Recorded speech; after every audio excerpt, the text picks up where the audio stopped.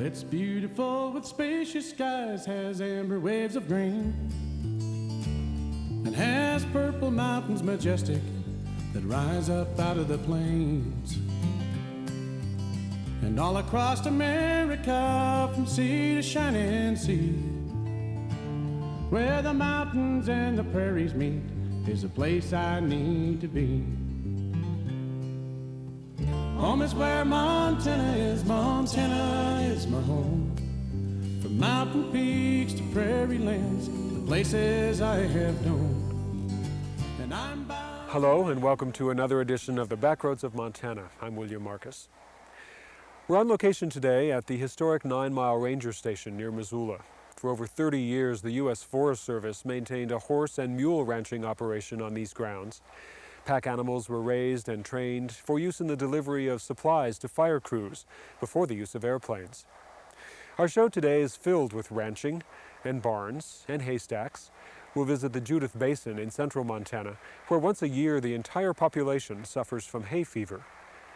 We'll stop by one of Montana's oldest ranches, which was once the home to Montana's favorite cowpoke and artist. We'll breathe straw dust on a combine and watch folks create a whole cloud of dust just getting up a hill. But first we stop by in East Helena and visit with a hard-working resident whose love of farm life led him to preserve part of Montana's rural past.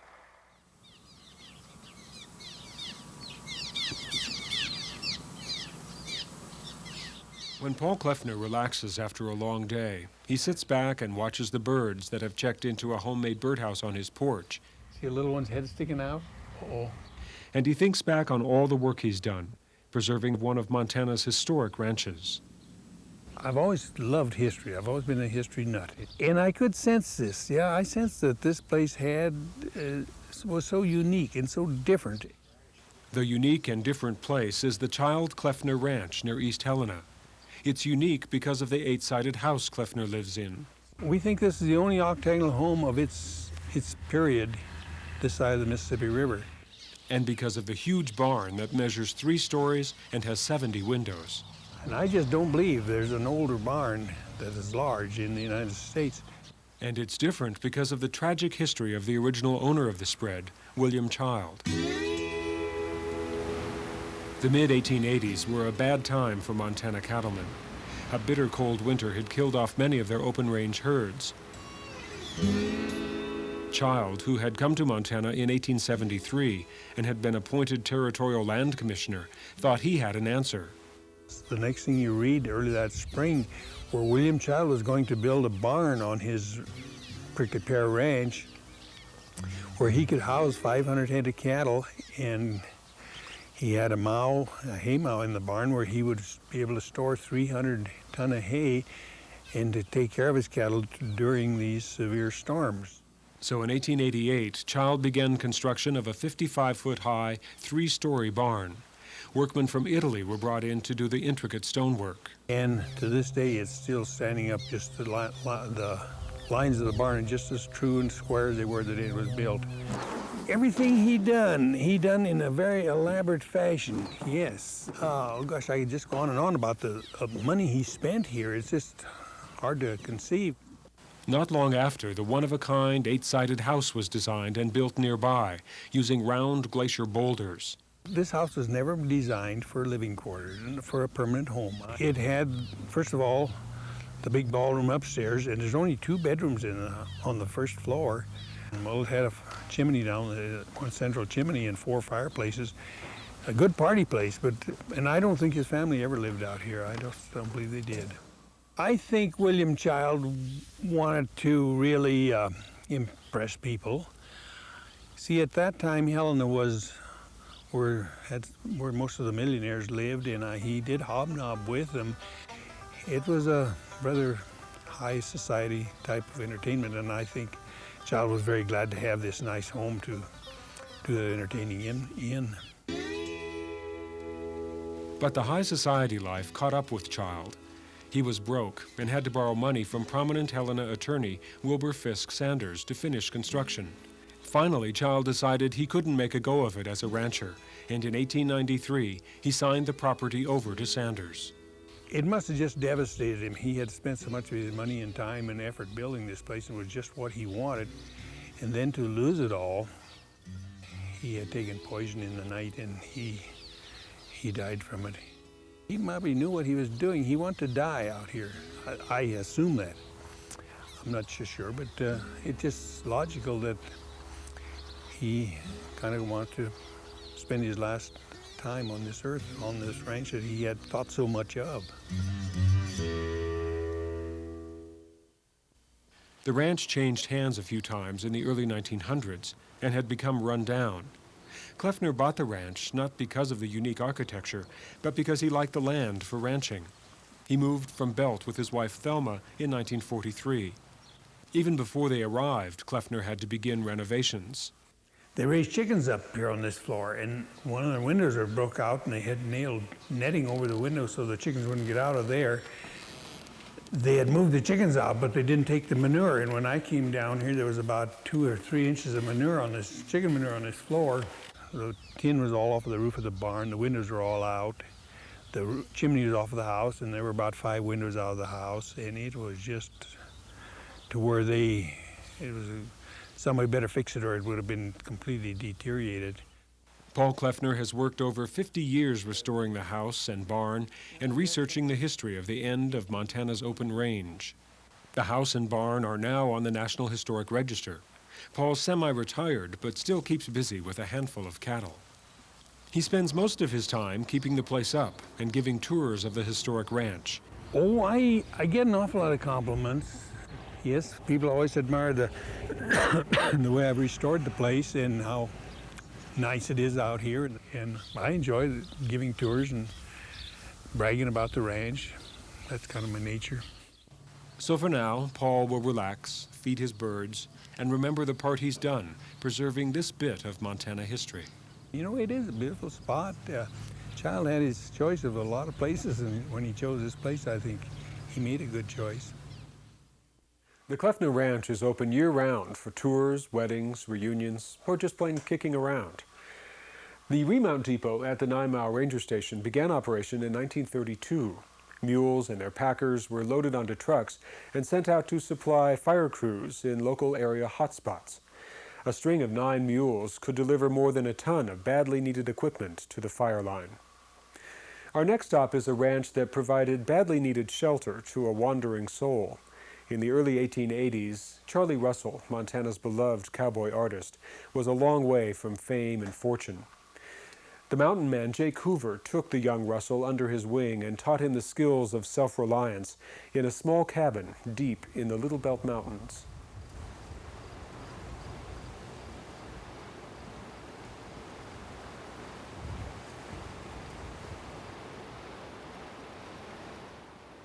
The young Charlie Russell lived with Hoover off and on for 9 years while developing his skills as a cowboy and an artist.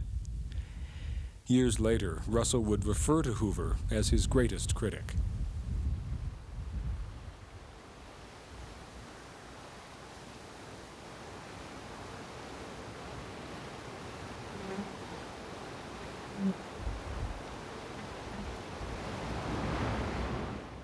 The roof is formed from sod that was found in the remains of the original cabin.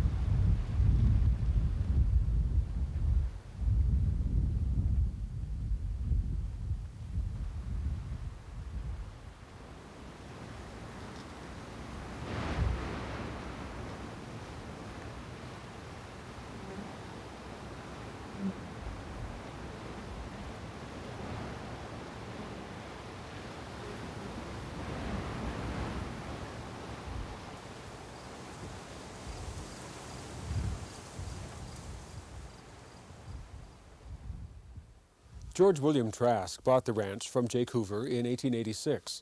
Today, his grandson, William Preston Trask, still operates the spread. The Utica Historical Society helped Trask rebuild the cabin. They used an old photograph as their guide. The site is open to the public between May and November. Any other time, you'll need a good four-wheel drive. Once you leave the Trask Ranch, the first pavement that you'll find is in the small town of Utica. Each fall after the harvest is in, the residents here like to hit the hay. In fact, they get absolutely haywired. Hay. It covers central Montana like shag carpet. You can grow it by the bushel, stroll through it, chew it, hide in it, ride it around, or run it down, play on it. Or if you live along the Utica Cutoff Road, express yourself with it. And these are great people, and they have fun doing this. Each fall, that's exactly what happens on the road between Hobson and Windham. Area ranchers try to outdo each other in the annual What the Hay contest. The rules are simple. Let your imagination run wild while creating an original hay sculpture.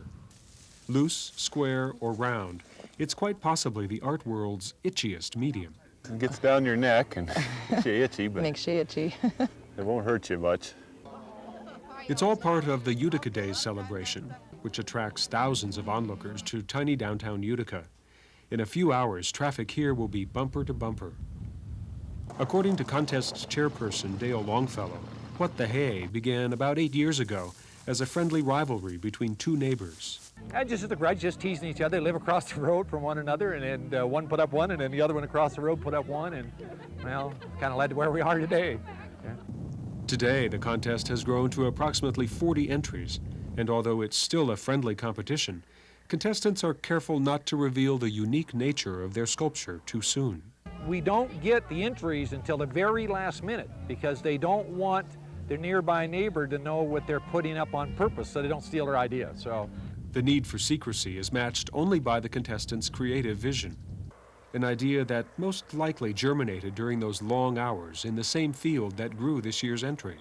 We're sitting in the swather or baler and nothing to do but watch the windrow, and you got to think of things, so things like that come to mind. Most hay sculptures take a humorous look at current news or local concerns like ranch life, drought, or infestation.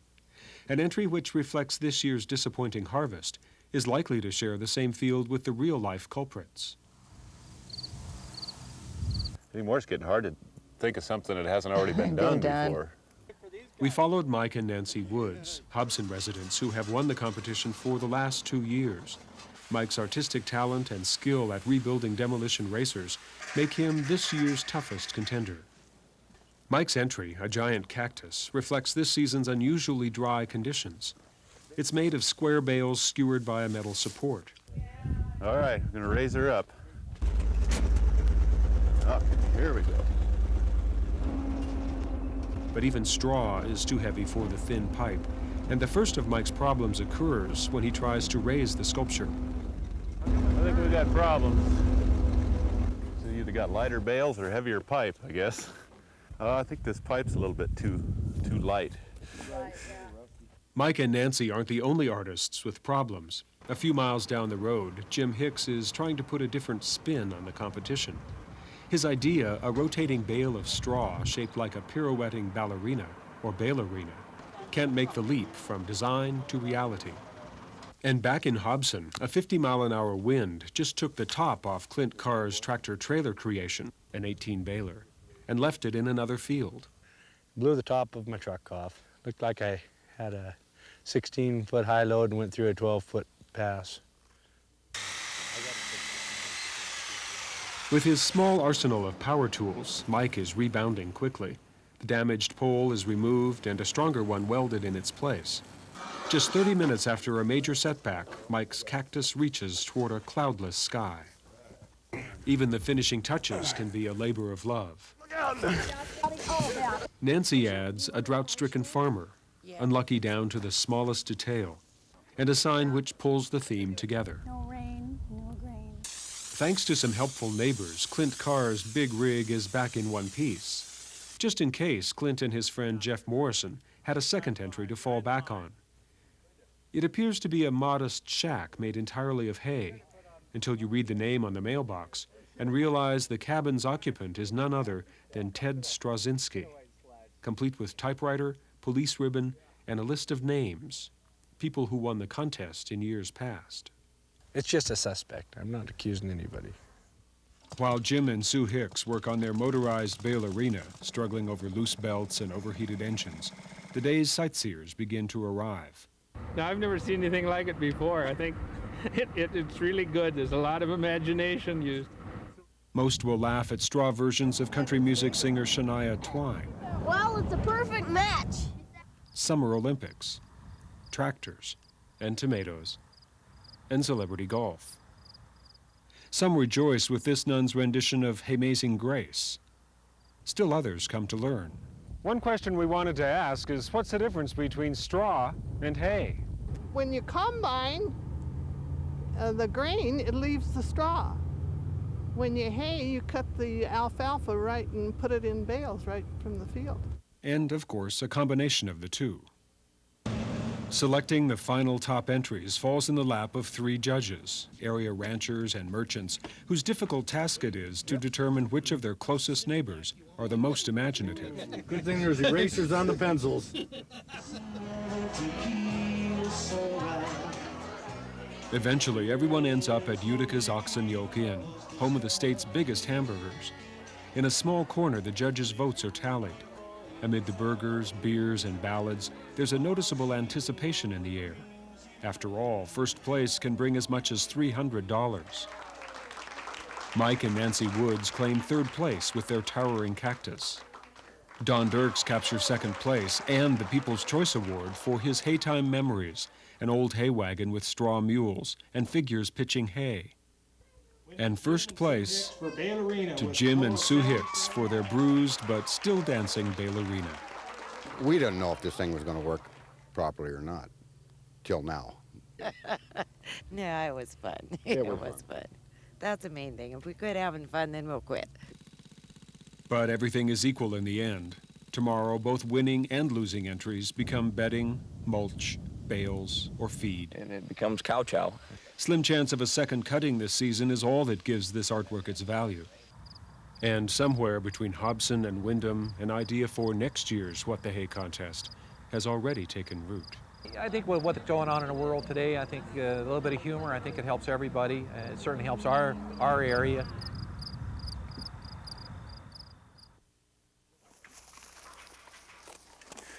The What the Hay contest is just one of many autumn celebrations in the beautiful Judith Basin, but it's certainly the most amazing.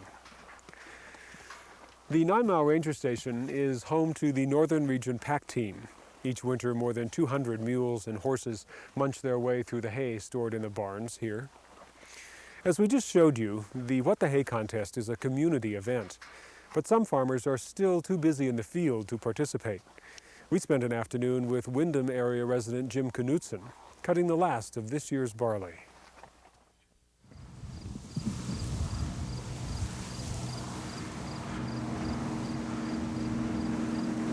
My name is Jim Knutson.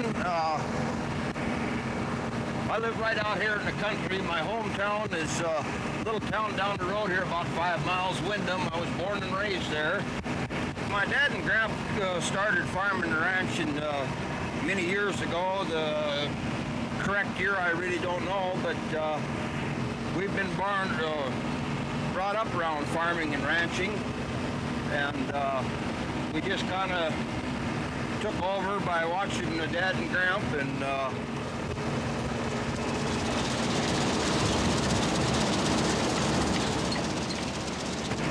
and today we're out here cutting barley.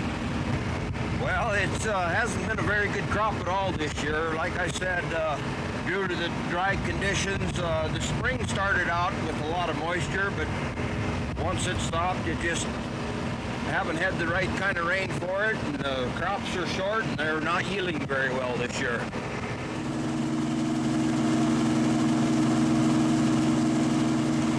Well, the thing I enjoy the least about farming is going to the bank and borrowing money. What I like the most about it is harvest time, and you never know what the harvest is going to bring, and it kind of depends on Mother Nature. One thing about farming, it's like sitting down to a poker table. You don't know if you're going to win or lose, but you got to take the good with the bad.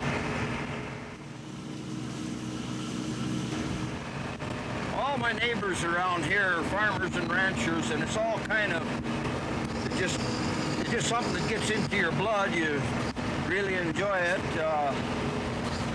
Like I said, we've been around it all of our life.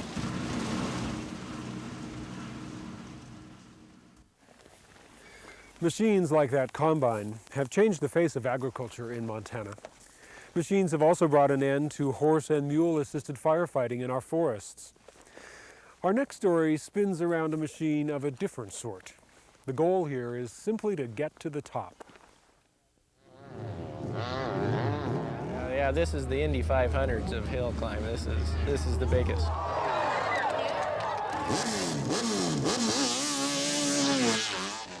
The Montana State is the Super Bowl of hill climbs. You know, there's some great rides, and it's exciting to watch, you know, and it's the first one over. My name's Kevin Downs, and started riding in third, fourth grade in there. Leroy Ebling, I've been riding for at least 20 years. We used to come down to these when I was a kid, you know, and I got the bug then, you know. I used to watch a lot of these guys and just got hooked on it. Well, it's not you and 30 other guys coming off a starting line together. It's just you against the hill. You don't have to race anybody else up the hill. You race against the hill yourself. That's amazing. It's very good riding there. You have a fear of the hill. I think that's necessary to keep you alive. Boy, I'll bet that's a heartbreaker for him. Try to stay calm, you know. If you get all, you know, nervous, your arms will start pumping and stuff. And just watch the hill and see what the other guys are doing, and just kind of pick a line. And yeah, but right after the start, I stayed right all the way. Yeah, but when you go through the last notch here. You know, your friends are really good there. Everybody usually comes and talks to you, you know, kind of settles you down. You know, I try to do that to them too. They say they do say that their Honda's making it. The people are great. You know, it's just kind of a good gathering. At hill climbs, you see a lot of, you know, you get around your friends and stuff, and that's a lot of the fun, you know. Take a look. You can buy a hill climb. It's one of them sports, when you do bad, you can't wait to go back. Oh, yes. Well, that made him over on his back. When you do good, you can't wait to go back. You know, it's just when you do a good ride, boy, there's no better feeling, you know, just kind of that adrenaline high, I guess they say. But.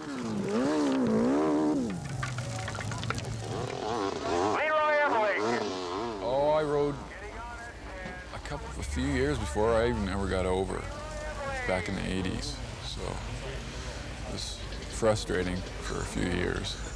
Did not make it over.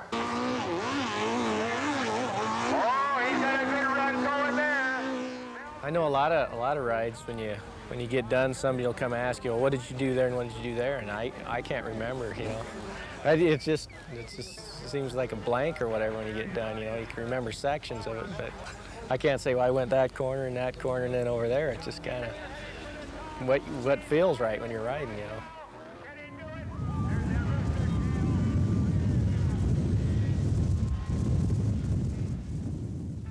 I don't know, it's just hard to say. It's just that one ride you're looking for, you know, that perfect ride.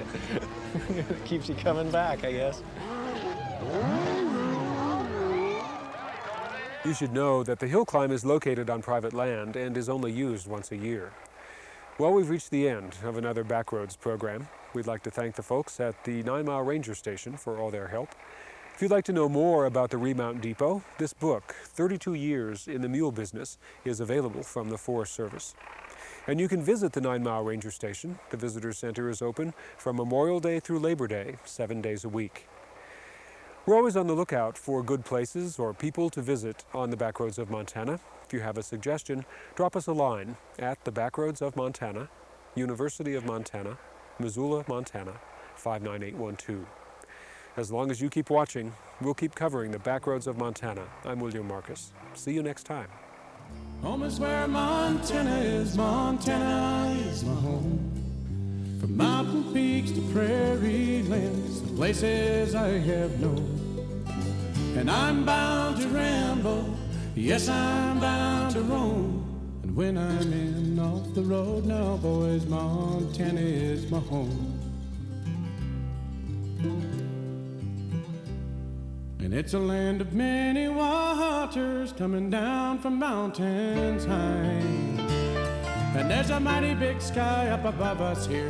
You can hear them coyotes crying. And there's plenty of room for moving and plenty of fresh air. And the folks out here have the time of day and a helping hand to share.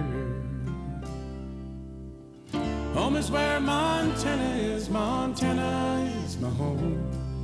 From mountain peaks to prairie lands, the places I have known. And I'm bound to ramble. To order a VHS copy of this program, send $19.95 plus $4 shipping and handling to Backroads No. 9, the University of Montana, Missoula, Montana 59812. Or you can check out the entire Backroads of Montana series at your local Montana City County Library. Coming in off the road now, boys, you know I'm heading home.